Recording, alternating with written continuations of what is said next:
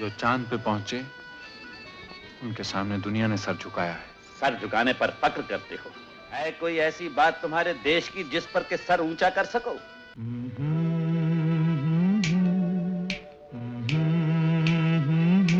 दोस्तों, क्या आप जानते हैं कि बॉलीवुड के दिग्गज अभिनेता मनोज कुमार साहब ने अपने फिल्मी करियर में 250 से भी अधिक फिल्मों में काम किया था और कई बेहतरी और सफल फिल्में भी बनाई थीं। ऐसा कहा जाता है कि 60 और 70 का जो दशक था वो मनोज कुमार साहब का था। इन्होंने अपने फिल्मी करियर में जितनी भी फिल्में बनाई वो सभी फिल्में देशभक्ति पर आधारित थीं, पर फिर भी इन्हें भारत का सर्वोच्च पुरस्कार यानी कि भारत रत्न कभी नहीं दिया गया था। जिंदगी और कुछ भी नहीं। भारत रत्न सिर्फ एक पुरस्कार नहीं है, ये देश के लिए असाधारण सेवा का प्रतीक है। अगर कोई कलाकार इस सम्मान का असली हकदार है तो वो हैं मनोज कुमार साहब। उन्होंने जो किया वो आज की पीढ़ी के लिए एक सबक है। उन्होंने ये बताया था कि हिंदी सिनेमा सिर्फ मनोरंजन का साधन नहीं बल्कि देश प्रेम की पाठशाला भी हो सकता है। ऐ वतन हमको तेरी कसम, तेरी राहों में जान। इनके अंदर देश प्रेम इतना था कि लोग इन्हें प्यार से मनोज कुमार नहीं बल्कि भारत कुमार कहा करते थे।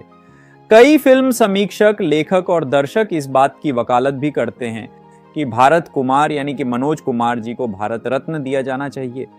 मनोज कुमार जी को भी ऐसा लगता था कि शायद एक दिन ये सम्मान भी उन्हें मिलेगा, लेकिन दुर्भाग्य की बात यह है कि आज वो हमारे बीच नहीं है। बीते दिनों इस दिग्गज कलाकार का निधन हो गया और उनके साथ ही चला गया उनका ये सपना भी। हो किसी ने देश तो क्या, हमने तो दिलों को जीता है। तो चलिए जानते हैं कि इन्हें भारत रत्न पुरस्कार क्यों नहीं दिया गया था। आखिर क्या कारण था जिसकी वजह से इन्हें इस सम्मान से वंचित रखा गया। और इसी के साथ हम आपको ये भी बताएंगे कि इन्हें इनके जीवन काल में इनकी फिल्मों की वजह से कुल मिलाकर कितने पुरस्कार दिए गए थे। और इसी के साथ हम आपको वो वीडियो भी दिखाएंगे जब इन्हें दादा साहेब फाल्के पुरस्कार दिया गया था और ये अपने परिवार के साथ कितने खुश हुए थे। तो अगर आपको ये वीडियो पसंद आए तो हमारे चैनल बॉलीवुड बायो को सब्सक्राइब करना ना भूलें।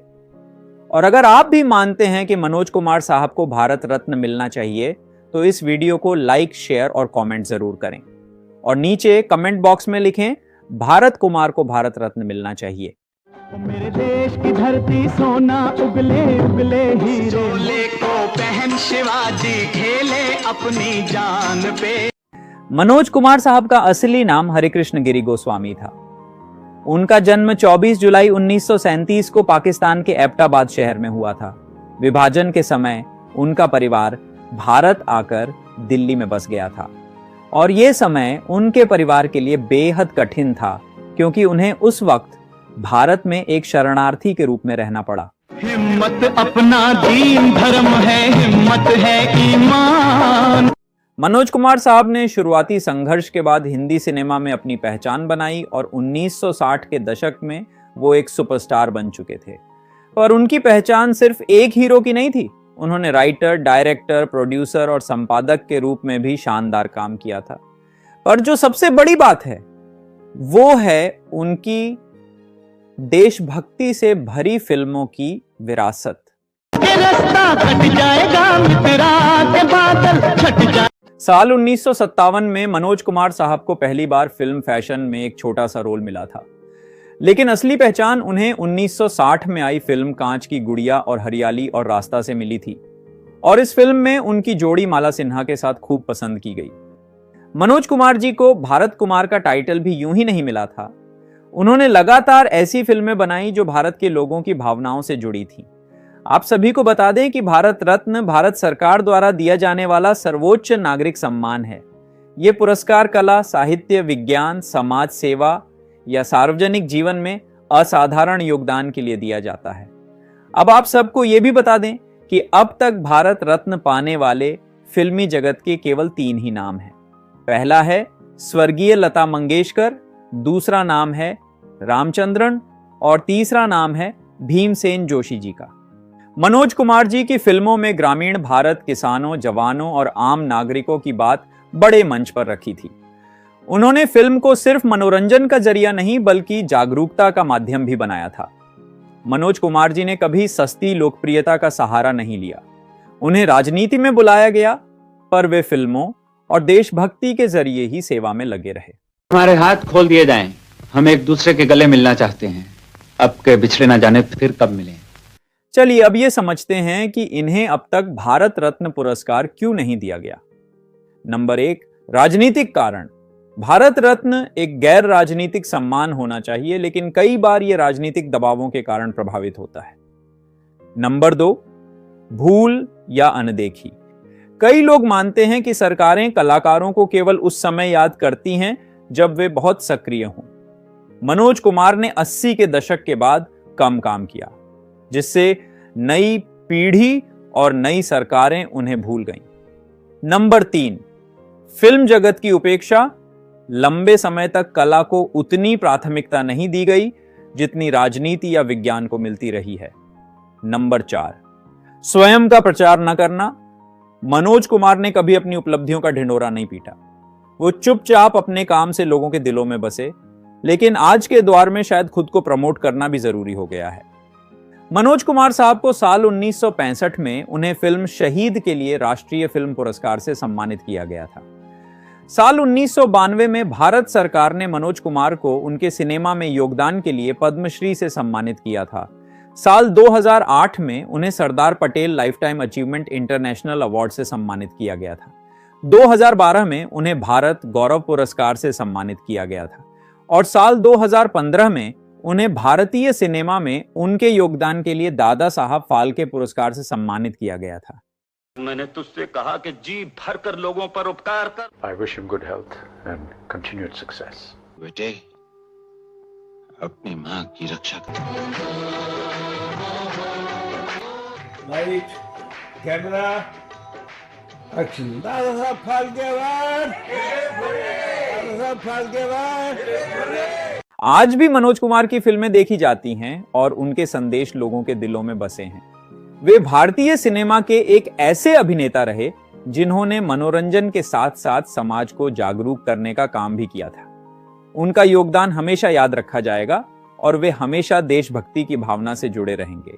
India's contribution is 0, 0 and 0. जब जीरो दिया मेरे भारत ने। मनोज कुमार साहब आज हमारे बीच नहीं हैं। बीते दिनों 87 साल की उम्र में उनका निधन हो गया। उन्हें 21 तोपों की सलामी दी गई। दिवंगत अभिनेता के अंतिम संस्कार में फिल्म जगत के तमाम सितारे पहुंचे थे और हर किसी ने नम आंखों से विदाई भी दी। मनोज कुमार साहब पिछले कुछ हफ्तों से मुंबई के कोकिलाबेन धीरूभाई अंबानी अस्पताल में भर्ती थे और वे लंबे समय से बीमार भी चल रहे थे। भैया, ये ज्योत उन लोगों की याद में जलती है जो देश की रक्षा करते करते शहीद हो गए। और तुम रुपए के लिए शहीद हो गए। भैया, विजय! भैया, मैं उस देश के बारे में कैसे सोचूं जो मेरे भाई को नौकरी तक नहीं दे सकता। तो दोस्तों, ये तो थी मनोज कुमार साहब की कहानी। आपको इस वीडियो में दी गई जानकारी कैसी लगी हमें कमेंट बॉक्स में जरूर बताएं। वीडियो को लाइक और चैनल को सब्सक्राइब करना बिल्कुल भी ना भूलें। हो सके तो इस वीडियो को अपने दोस्तों के साथ शेयर जरूर करें। आप देख रहे थे आपका अपना YouTube चैनल बॉलीवुड बायो।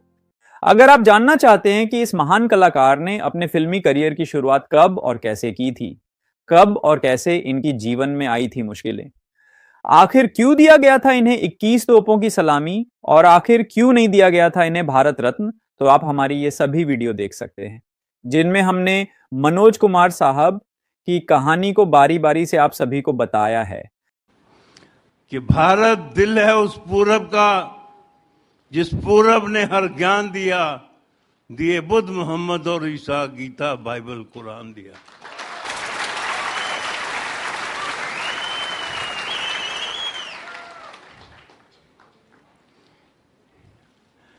आज बहुत तालियां बजी, कभी कभी गालियां भी बहुत हो जाती हैं, लेकिन मुझे बड़ा गर्व है कि मेरा स्वरूपनगर के खानदान से कोई ताल्लुक नहीं है। तो दोस्तों, आपको क्या लगता है, क्या आज के दौर में भी मनोज कुमार साहब जैसी देशभक्ति वाली फिल्मों की जरूरत है? आप हमें कमेंट बॉक्स में जरूर बताएं और अगर आपको यह वीडियो पसंद आया हो तो इसे लाइक और शेयर जरूर करें। जल्द ही हम आपके लिए और भी दिलचस्प जीवनियां और फिल्मी कहानियां लेकर आएंगे। तब तक देखते रहिए हमारा चैनल बॉलीवुड बायो।